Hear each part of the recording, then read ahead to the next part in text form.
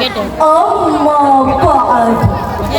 Dewan Hakim yang arif dan bijaksana serta hadirin sebangsa setanah air yang kami banggakan, mengetahui mengibaratkan bumi Indonesia laksana Jamrud yang berada di daratan Khatulistiwa. Quraisy pun mengibaratkan tanah Indonesia laksana sekeping tanah surga yang dihamparkan di persada Nusantara. Dua ungkapan tersebut menggambarkan betapa indah dan hebatnya sumber daya alam yang kita miliki. Kita adalah negara kaya, sumber daya kita potensial, tanah kita pun sangat subur. Namun kenyataannya hadirin, rakyat kita masih sangat-sangat miskin. Bayi-bayi kekurangan gizi, pelajar putus sekolah, bahkan rakyatnya masih menderita kelaparan. Mengapa hal ini sampai terjadi hadirin? Ini disebabkan karena sumber daya alam yang kita miliki belum dimanfaatkan sepenuhnya oleh bangsa kita sendiri, melainkan dikikis habis oleh bangsa lain sebagai aksi penjajahan gaya baru. Ini merupakan akibat rendahnya penguasaan terhadap sains dan teknologi. Begitu pula karakter pemuda, remaja, bahkan anak-anak yang semakin hari semakin parah tanpa peduli mana yang lebih tua maupun yang muda. Mereka menyamaratakan antara dalam hal perkataan maupun perbuatan. Pergaulan bebas terjadi di mana-mana. Katanya negeri bersyariat, tetapi kelakuannya masyarakat ala-ala barat berpenampilan seperti tak bersyariat. Tutur katanya seperti tak punya adab. Lelaki maupun perempuan bangga memamerkan aurat. Lelaki pakai celana pendek dikira hal biasa. Perempuan berjoget-joget di media sosial tanpa pengawasan orang tua. Bergaya seperti selebriti, mengambil contoh panutan di televisi, bahkan enggan mempergunakan masa mudanya untuk menuntut ilmu, tetapi bercita-cita menjadi artis selebgram, seleb TikTok dan semacam lainnya demi menaikkan followers dan popularitas tanpa memikirkan masa depan yang sesuai dengan ajaran agama dan sunnah Rasulullah sallallahu alaihi wasallam. Dengan problematika di atas, maka terbukalah pintu hati kami ingin menyampaikan sebuah syarahan Qur'ani yang berjudul Membangun Generasi Milenial dengan konsep pendidikan karakter berbasis Al-Quran. Hal ini sesuai pula dalam Al-Quran.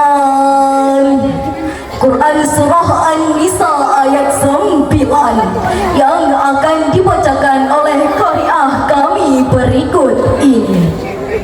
Bismillahirrahmanirrahim.